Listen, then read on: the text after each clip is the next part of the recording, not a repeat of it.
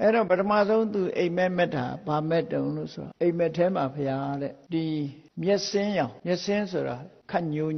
ညိုရောင်အစင်းပေါ့မျက်စင်းတောင်ရဲ့နွားနဲ့ကြီး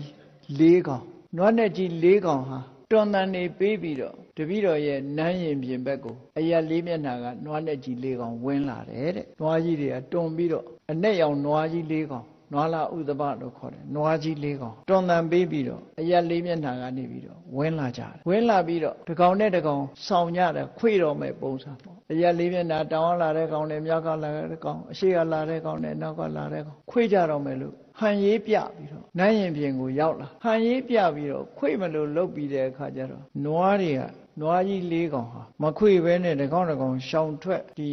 တွန်တန်နေပေးပြီးတော့လာရအရက်ကိုပြန်ထွက်ပြေးတာကိုသူမြင်လိုက်ရတယ်အဲ့ဒါလို့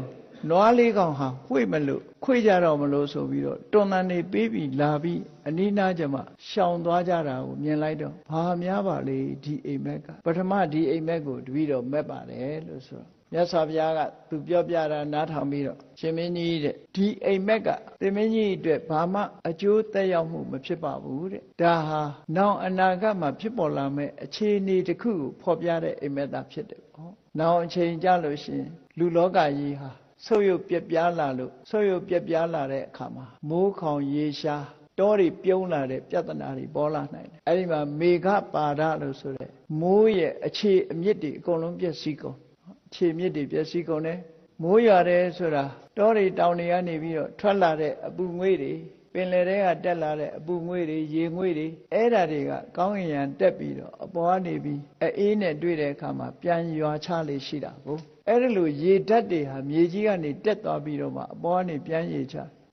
နောက်ပိုင်းရောက်လာတဲ့အခါမှာလူတွေဟာလောဘတွေကြီးဒေါသတွေကြီးဆုပ်ယုပ်လာတဲ့အချိန်ခါမှာဆိုရင်တောတွေတောင်တွေပြုံးလို့ဒီမိုးခေါင်တဲ့အနေအထားမျိုးတွေဖြစ်လာနိုင်တယ်တဲ့မိုးရွာဖို့အခြေအမြစ်တွေအကုန်လုံးပျက်စီးကုန်တတ်တယ်မြစ်တွေချောင်းတွေတောတွေတောင်တွေအဲ့ဒီကရေကိုးရေငွေ့တွေမရှိလောက်၆တွေ့လာပြီးတော့မိုးရဲ့အခြေအမြစ်ဖြစ်တာတွေအလုံးပျက်စီးလာတဲ့အခါမှာတဲ့မိုးသားတိမ်လိပ်တွေကောင်းကင်မှာဆင်းလာပြီးတဲ့အခါမိုးရမယ့်ရာသီရောက်တော့လည်းပဲချိန်ပြီးတော့မိုးတွေဟာအရှိကရောတောင်ကရောအနောက်ကရောမြောက်ကရောဆိုတာလို့တက်လာပြီးတဲ့အခါကျတော့မိုးတန်တွေပေးပြီးတော့မရွာပဲနဲ့တိမ်တွေလွင့်စင်ပြီးတော့သွားတာမျိုးအဲ့ဒီမိုးခေါင်ရေရှားတဲ့အနေအထားပေါ်လာလိမ့်မယ်တဲ့ဖြစ်ပေါ်လာနိုင်တယ်။ကောသလမင်းကြီးက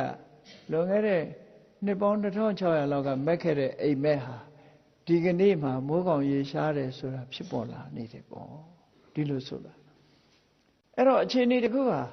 အကြောင်းမဲ့ဖြစ်လာတာမဟုတ်ဘူးအကြောင်းမဲ့ဖြစ်လာတာမဟုတ်အလုံးကပူနွေးပြီးတော့လောကကြီးမှာ